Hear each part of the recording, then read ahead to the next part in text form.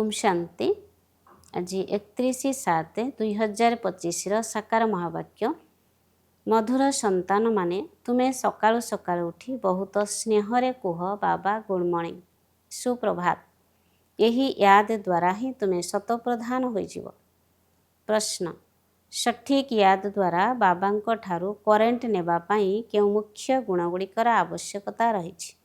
उत्तर, बहुत धैर्यवान हुई बुद्धिमानी और गंभीरता द्वारा निजको आत्मा निश्चय करी याद कले बाबांको ठारू करेन्ट बा शक्ति मिलिबो एवं आत्मा सतो प्रधान होइजिवो। तुमर मन एवं बाबांकर याद रे आंदोलित हेबा उचित, कारण बाबांको ठारू बहुत भारी वर्षा मिली थाए। तुमे कंटारू फूल हेउछ, सबु दैवी गुण आसी जाई थाए। ओम शांति। ओम शांति। बाबा कहउछंती, मिठे बच्चे तत्तु तुम, अर्थात तुम्हें आत्मा माने मध्य शांत स्वरूप अट। तुम सब आत्मा मानकर स्वधर्म हेउछि शांति। शांति धामरू पुणी एठाकु आसी टकी बा वार्तालाप करुछ। एई सब कर्मेंद्रिय तुम मानको पाठ करिबा पई मिलिछि। आत्मा छोट बड़ हुए नाही, शरीर छोट बड़ हुए। बाबा कहउछंती, मु शरीरधारी नुहे, मोते पिलामानक सह सम्मुखरे मिलन करिबा पई आसिबाको पडुछि। भाविनिय जेपरि बापा अटंती, तांको ठारू संतान मध्य हेउछंती, तेबे से पिला एपरि कहि परिबो नाही जे मु परम धामरु आसी जन्म नेई माता पितांक सह मिसिबाको आसीछि। भले केही नुआ आत्मा काहा शरीर आसी थांती बा केही पुरुणा आत्मा काहा शरीर प्रवेश करि थांती, तेबे एपरि कहिबे नाही जे माता पितांक सह मिसिबाको आसीछि। तांकु स्वतः माता पिता मिली जाई थांती। एठारे तो सबू एसबु हेउछि नुआ कथा। बाबा कहउछंती, मु परम धामरु आसी तुम संतान मानक सम्मुखरे पहुंचीछि। तुमको ज्ञान देउछि, कारण मु ज्ञानर सागर नॉलेजफुल। मु आसुछि तुम संतान मानक पढ़ाइबा पई, राजयोग शिखाइबा पई। तुमे संतान माने वर्तमान संगमरे अछ, तापरे निज घरको जीवाको हेबो। सेथिपाई निश्चित पवित्र हेबाको पड़िबो। अंतररे बहुत खुशी हेबा उचित। ओहो, बेहदर बाबा कहउछंती, मोर मिठा मिठा संतान माने मोते याद कले तुमे सत प्रधान विश्वर मालिक होइजिव। बाबा पिला मानकु केते स्नेह करुछंती। एपरि नुहे कि केवल टीचर रूपरे पढ़ाई घर को चली जाई थांती। ये तो पिता भी अटंती एवं शिक्षक भी अटंती। तुमको पढ़ाउछंती, यादर यात्रा मध्य शिखाउछंती। तेणु विश्वर मालिक करुथिबा, पतितरु पावन करुथिबा बाबांक साथिरे बहुत स्नेह रहिबा दरकार। सकाळु सकाळु उठी प्रथमे शिव बाबांको गुड मॉर्निंग करिबा दरकार। पिला मानकु निज हृदय को पचारिबा दरकार कि मु सकाळु उठी बेहदर बाबांको केते याद करुछि। सकाळु उठी बाबांको गुड मॉर्निंग करी ज्ञानर चिंतन रे रहिले खुशीर पारा चढ़िबो। मुख्य हेउछि ही याद। यहा द्वारा भविष्यत पई बहुत भारी रोजगार होइथाय। कल्प कल्पांतर एही रोजगार कामरे आसीबो। तुमको बहुत धैर्यवान हुई गंभीरता और बुद्धिमतारे याद करिवार अछि। मोटामोटी भावरे कहि देउछंती कि मु बाबांको बहुत याद करुछि, परंतु सठिक याद करिबारे परिश्रम लागिथाय। जे बाबांको अधिक याद करिथांती सेमानको अधिक शक्ति मिलिथाय, काहेकि ना याद द्वारा याद मिलिथाय। जोग एवं ज्ञान दुईटी जिनिष अटे। जोग बहुत बड़ विषय। जोग द्वारा आत्मा सतप्रधान होइथाय। याद बिना सतप्रधान हेबा असंभव। भल भावरे स्नेहरे बाबांको याद कले स्वतः शक्ति मिलिबो। सुस्थ होइजिवो। शक्ति मिलिले आयु वृद्धि हेबो। पिला माने याद कले बाबा मध्य सर्च लाइट देई थांती। मधुर संतान मानकु एहा पक्का याद रखिबा उचित। शिव बाबा आमको पढ़ाउछंती। शिव बाबा पतित पावन मध्य अटंती, सद्गति दाता भी अटंती। सद्गति अर्थात स्वर्गर राजत्व दियंती। बाबा केते मिठा केते स्नेहरे पिला मानको बसी पढ़ाउछंती। बाबा दादांको द्वारा आमको पढ़ाउछंती। बाबा पिला मानको केते स्नेह देउछंती, किछि कष्ट देउनाहांती। केवल कहउछंती, मोते याद कर एवं चक्र को याद कर। बाबांको यादरे हृदय एकदम स्थिर होई जिबा दरकार। एकमात्र बाबांको यादरे तुमे व्याकुल हेबो, तड़पाइबा दरकार। काहेकि ना बाबांको ठारू केते भारी वर्षा मिलिथाय। निजको देखिबा दरकार, मोर बाबांको साथिरे केते स्नेह रहिछि, मो पाखरे केते दैवी गुण अछि। काहेकि ना तुमे संतान माने एबे कंटारू फूल हेउछ, ଯେତେ ଯେତେ ଯୋଗରେ ରହିବ ସେତେ କଣ୍ଟାର ଫୁଲ ଶତପ୍ରଧାନ ହୋଇଯିବ। ଯିଏ ବହୁତ କଣ୍ଟାକୁ ଫୁଲ କରିଥାନ୍ତି ତାଙ୍କୁ ହିଁ ସଚ୍ଚା ସୁଗନ୍ଧିତ ଫୁଲ କୁହାଯିବ। ସେ କେବେ ହେଲେ କାହାକୁ କଣ୍ଟା ମାରିବେ ନାହିଁ। କ୍ରୋଧ ମଧ୍ୟ ବଡ଼ କଣ୍ଟା ବହୁତଙ୍କୁ ଦୁଃଖ ଦେଇଥାନ୍ତି। ଏବେ ତୁମେମାନେ କଣ୍ଟାର ଦୁନିଆରୁ କୂଳକୁ ଆସିଯାଇଛ। ତୁମେ ସଙ୍ଗମରେ ଅଛ। ଯେପରି ମାଳି ଫୁଲକୁ ଅଲଗା ଅଲଗା ପତ୍ରରେ ବାହାର କରି ରଖିଥାନ୍ତି, ସେହିପରି ତୁମ ଫୁଲମାନଙ୍କୁ ବି ଏବେ ସଙ୍ଗମଯୋଗୀ ଚାଙ୍ଗୁଡ଼ିରେ ଅଲଗା କରି ରଖାଯାଇଛି। ତାପରେ ତୁମେ ଫୁଲମାନେ ସ୍ୱର୍ଗକୁ ଚାଲିଯିବ। କଳିଯୁଗୀ କଣ୍ଟା ସବୁ ଭସ୍ମ ହୋଇଯିବ। ବାବା କହୁଛନ୍ତି, ମିଠା ସନ୍ତାନମାନେ ତୁମେ ଯେତେ ଅନେକ କଲ୍ୟାଣ କରିବ ସେତେ ତୁମକୁ ହିଁ ତା'ର ଫଳ ମିଳିବ। ବହୁତଙ୍କୁ ରାସ୍ତା ବତାଇବ ତ ବହୁତଙ୍କର ଆଶୀର୍ବାଦ ମିଳିବ। ଜ୍ଞାନରତ୍ନରେ ଝୁଲା ଭରି କରି ତାପରେ ଦାନ କରିବାକୁ ହେବ। ଜ୍ଞାନସାଗର ତୁମକୁ ରତ୍ନର ଥାଳି ଭରି ଭରି କରି ଦେଉଛନ୍ତି। ଯେଉଁମାନେ ତାହାର ଦାନ କରିଥାନ୍ତି ସିଏ ସମସ୍ତଙ୍କୁ ପ୍ରିୟ ଲାଗିଥାନ୍ତି। ପିଲାମାନଙ୍କର ଅନ୍ତରରେ କେତେ ଖୁସି ରହିବା ଦରକାର। ଯିଏ ସେନ୍ସିବୁଲ୍ ବା ଚାଲାକ ପିଲା ସିଏ ତ କହିବେ ଆମେ ବାବାଙ୍କ ଠାରୁ ପୁରା ବର୍ଷା ନେବୁ। ଏକଦମ ଲାଗି ରହିବେ। ବାବାଙ୍କ ଉପରେ ବହୁତ ସ୍ନେହ ରହିବ। କାହିଁକିନା ଜାଣିଛନ୍ତି ପ୍ରାଣଦାତା ବାବା ମିଳିଛନ୍ତି।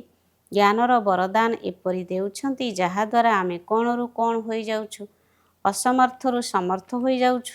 ଏତେ ଭଣ୍ଡାର ଭରପୁର କରିଦେଇଛନ୍ତି। ବାବାଙ୍କୁ ଯେତେ ଯେତେ ୟାଦ କରିବ ସେତେ ଲଭ ରହିବ, ଆକର୍ଷଣ ହେବ। ଛୁଞ୍ଚି ସଫା ହୋଇଥିଲେ ଚୁମ୍ବକ ଆଡ଼କୁ ଆକର୍ଷିତ ହୋଇଥାଏ ନା। ବାବାଙ୍କ ୟାଦରେ କଳଙ୍କି ବାହାରିଯିବ। ଏକମାତ୍ର ବାବାଙ୍କ ବ୍ୟତୀତ ଅନ୍ୟ କେହି ମନେ ନ ପଡ଼ନ୍ତୁ। ବାବା ବୁଝାଉଛନ୍ତି, ମିଠା ସନ୍ତାନମାନେ କିଛି ଭୁଲ କର ନାହିଁ। ସ୍ୱଦର୍ଶନ ଚକ୍ରଧାରୀ ହୁଅ, ଲାଇଟ୍ ହାଉସ୍ ହୁଅ। ସ୍ୱଦର୍ଶନ ଚକ୍ରଧାରୀ ହେବାର ଅଭ୍ୟାସ ଭଲ ଭାବରେ ହୋଇଗଲେ ତୁମେ ପୁଣି ଯେପରି ଜ୍ଞାନର ସାଗର ହୋଇଯିବ। ଯେପରି ବିଦ୍ୟାର୍ଥୀ ପଢ଼ିକରି ଟିଚର ହୋଇଯାଇଥାନ୍ତି ନା, ତୁମର ଧନ୍ଦା ହିଁ ଏହା ଅଟେ। ସମସ୍ତଙ୍କୁ ସ୍ୱଦର୍ଶନ ଚକ୍ରଧାରୀ କର, ତେବେ ହିଁ ଚକ୍ରବର୍ତ୍ତୀ ରାଜାରାଣୀ ହେବ। ବାବା କହୁଛନ୍ତି, ସନ୍ତାନମାନେ ତୁମ ବିନା ମୋତେ ଯେପରି ବେଆରାମୀ ବା ଅଶାନ୍ତ ଲାଗୁଛି। ଯେତେବେଳେ ସମୟ ଆସେ ବେଆରାମୀ ହୋଇଯାଇଥାନ୍ତି। ବାସ୍ ଏବେ ମୁଁ ଯିବି। ପିଲାମାନେ ବହୁତ ଡାକୁଛନ୍ତି, ବହୁତ ଦୁଃଖୀ ଅଟନ୍ତି। ଦୟା ଲାଗୁଛି, ସେଥିପାଇଁ ମୁଁ ଆସୁଛି ତୁମ ସନ୍ତାନମାନଙ୍କୁ ସବୁ ଦୁଃଖରୁ ମୁକ୍ତ କରିବାକୁ। ଏବେ ତୁମ ସନ୍ତାନମାନଙ୍କୁ ଘରକୁ ଯିବାର ଅଛି। ତାପରେ ପୁଣି ସେଠାରୁ ତୁମେ ସ୍ୱତଃ ହିଁ ସୁଖଧାମକୁ ଚାଲିଯିବ। ସେଠାରେ ମୁଁ ତୁମର ସାଥୀ ହେବି ନାହିଁ। ନିଜ ଅବସ୍ଥା ଅନୁସାରେ ତୁମର ଆତ୍ମା ଚାଲିଯିବ। ଆଚ୍ଛା, ମିଠା ମିଠା ଶିଖିଲେ ସନ୍ତାନମାନଙ୍କ ପ୍ରତି ମାତାପିତା ବାପଦାଦାଙ୍କର ମଧୁର ସ୍ନେହ ସମ୍ପନ୍ନ ଶୁଭେଚ୍ଛା ଏବଂ ସୁପ୍ରଭାତ। ଆତ୍ମିକ ପିତାଙ୍କର ଆତ୍ମିକ ସନ୍ତାନମାନଙ୍କୁ ନମସ୍ତେ। ଆତ୍ମିକ ସନ୍ତାନମାନଙ୍କର ଆତ୍ମିକ ମାତାପିତାଙ୍କୁ ନମସ୍ତେ ନମସ୍ତେ ନମସ୍ତେ। ଧାରଣା ପାଇଁ ମୁଖ୍ୟ ସାରାଂଶ 1 ନମ୍ବର, ବାବାଙ୍କ ଠାରୁ କରେଣ୍ଟ ସ୍ୱତଃ ନେବା ପାଇଁ ବହୁତ ସ୍ନେହରେ ବାବାଙ୍କୁ ୟାଦ କରିବା ଉଚିତ। ଏହି ୟାଦ ହିଁ ସୁସ୍ଥ କରିଦେବ। କରେଣ୍ଟ ବା ଶକ୍ତି ନେଲେ ହିଁ ଆୟୁ ବଢ଼ିବ। ୟାଦ ଦ୍ୱାରା ହିଁ ବାବାଙ୍କର ସର୍ଚ୍ଚଲାଇଟ୍ ମିଳିବ। 2 ନମ୍ବର, ଭୁଲ କରିବା ଛାଡ଼ି ସ୍ୱଦର୍ଶନ ଚକ୍ରଧାରୀ ଲାଇଟ୍ ହାଉସ୍ ହେବା ଉଚିତ। ଏହାଦ୍ୱାରା ହିଁ ଜ୍ଞାନର ସାଗର ହୋଇ ଚକ୍ରବର୍ତ୍ତୀ ରାଜାରାଣୀ ହୋଇଯିବ। ଆଜିର ବରଦାନ, ସମସ୍ତଙ୍କୁ ଖୁସି ଖବର ଶୁଣାଉଥିବା ଖୁସିର ସମ୍ପତ୍ତିରେ ଭରପୁର ଭଣ୍ଡାର ଭବ। ସର୍ବଦା ନିଜର ଏହି ସ୍ୱରୂପକୁ ସମ୍ମୁଖରେ ରଖ କି ମୁଁ ଖୁସିର ସମ୍ପତ୍ତିରେ ଭରପୁର ଭଣ୍ଡାର ଅଟେ। ଯାହା ବି ଅଗଣିତ ଏବଂ ଅବିନାଶୀ ସମ୍ପତ୍ତି ମିଳିଛି ସେହି ସମ୍ପତ୍ତିକୁ ସ୍ମୃତିରେ ଆଣ। ସମ୍ପତ୍ତିକୁ ସ୍ମୃତିରେ ଆଣିଲେ ଖୁସି ହେବ ଏବଂ ଯେଉଁଠି ଖୁସି ଥାଏ ସେଠାରେ ସଦାକାଳ ପାଇଁ ଦୁଃଖ ଦୂର ହୋଇଯାଏ। ସମ୍ପତ୍ତିର ସ୍ମୃତିରେ ଆତ୍ମା ସମର୍ଥ ହୋଇଯାଇଥାଏ, ବ୍ୟର୍ଥ ସମାପ୍ତ ହୋଇଯାଇଥାଏ। ଭରପୁର ଆତ୍ମା କେବେ ହେଲେ ବି ହଲଚଲରେ ଆସନ୍ତି ନାହିଁ। ସେ ନିଜେ ବି ଖୁସିରେ ରୁହନ୍ତି ଏବଂ ଅନ୍ୟମାନଙ୍କୁ ବି ଖୁସିର ଖବର ଶୁଣାଇଥାନ୍ତି। ସ୍ଲୋଗାନ, ଯୋଗ୍ୟ ହେବାର ଅଛି ତ କର୍ମ ଓ ଯୋଗର ସନ୍ତୁଳନ ରଖ। ଅବ୍ୟକ୍ତ ଇସାରା, ସଂକଳ୍ପ ଶକ୍ତିକୁ ଜମା କରି ଶ୍ରେଷ୍ଠ ସେବାର ନିମିତ୍ତ ହୁଅ। ସେବାରେ ମୁଖ ଦ୍ୱାରା ପରିଚୟ ଦେବାରେ ସମୟ ବି ଲଗାଉଛ, ସମ୍ପତ୍ତି ବି ଲଗାଉଛ, ହଲଚଲ ବି ହେଉଛ, ଥକି ବି ଯାଉଛ, କିନ୍ତୁ ଶ୍ରେଷ୍ଠ ସଂକଳ୍ପର ସେବାରେ ଏସବୁ ବଞ୍ଚିଯିବ। ତେଣୁ ଏହି ସଂକଳ୍ପ ଶକ୍ତିକୁ ବଢ଼ାଅ, ଦୃଢ଼ତା ସମ୍ପନ୍ନ ସଂକଳ୍ପ କର, ତେବେ ପ୍ରତ୍ୟକ୍ଷତା ଶୀଘ୍ର ଆସିବ। ଡ୍ରାମାର କିଛି ଗୁହ୍ୟ ରହସ୍ୟ ସନ୍ଦେଶୀ ପୁତ୍ରୀମାନଙ୍କ ଦ୍ୱାରା। ଆଜିର ମୁରଲୀରେ କିଛି ବିଶେଷ କଥା ଅଛି, ସାର ଅଛି। ଡ୍ରାମାର କିଛି ଗୁହ୍ୟ ରହସ୍ୟ ସନ୍ଦେଶୀ ଡ୍ରାମାର କିଛି ଗୁହ୍ୟ ରହସ୍ୟ ସନ୍ଦେଶ ପୁତ୍ରୀମାନଙ୍କ ଦ୍ୱାରା।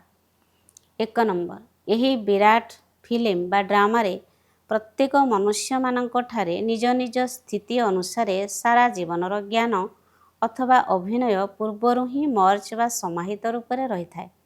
ଜୀବାତ୍ମା ମଧ୍ୟରେ ସାରା ଜୀବନର ପରିଚୟ ମର୍ଜ ହୋଇଥିବା କାରଣରୁ ଠିକ୍ ସମୟରେ ଇମର୍ଜ ହୋଇଥାଏ। ପ୍ରତ୍ୟେକଙ୍କଠାରେ ନିଜ ନିଜର ସମ୍ପୂର୍ଣ୍ଣତାର ଅବସ୍ଥା ଅନୁସାରେ ଜ୍ଞାନ ଅଥବା ଅଭିନୟ ଯାହାକି ମର୍ଜ ହୋଇକରି ଅଛି ତାହା ହିଁ ଠିକ୍ ସମୟରେ ଇମର୍ଜ ହୋଇଥାଏ, ଯାହାଦ୍ୱାରା ତୁମେ ସମସ୍ତେ ଜାନି ଜାନନହାର ଜ୍ଞାତା ହୋଇଯାଉଛ।